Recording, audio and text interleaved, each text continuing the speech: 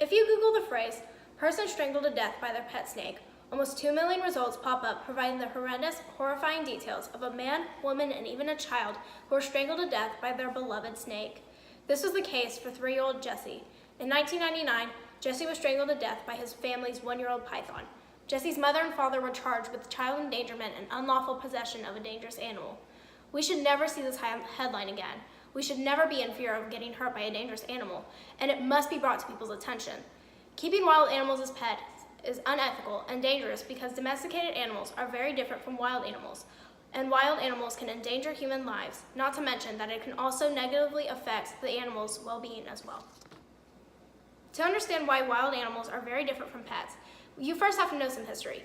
Domestication is the process of adapting wild plants and animals for human use.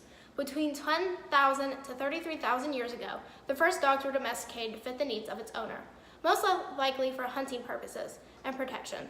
Over the years, dogs have become more of a companion than a hunter and widened the gap between pets and their ancestors.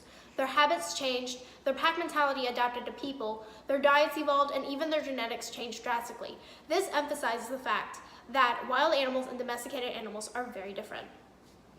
Not only can keeping wild animals as pets be dangerous for people, but they also have detrimental effects on the animal.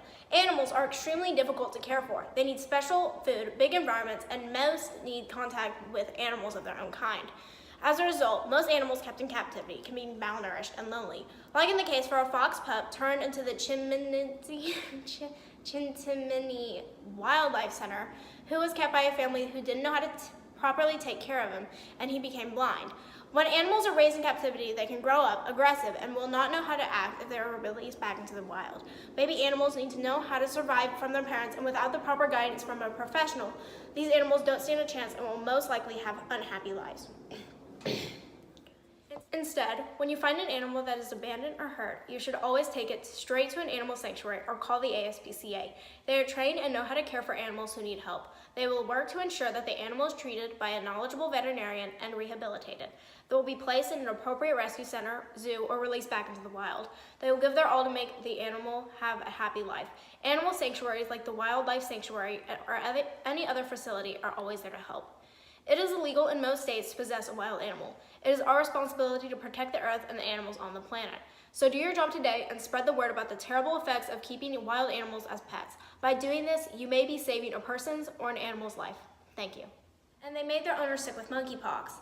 Many wild animals have dangerous diseases like herpes and even, if you better freaking stop. Monkeypox. A group of prairie dogs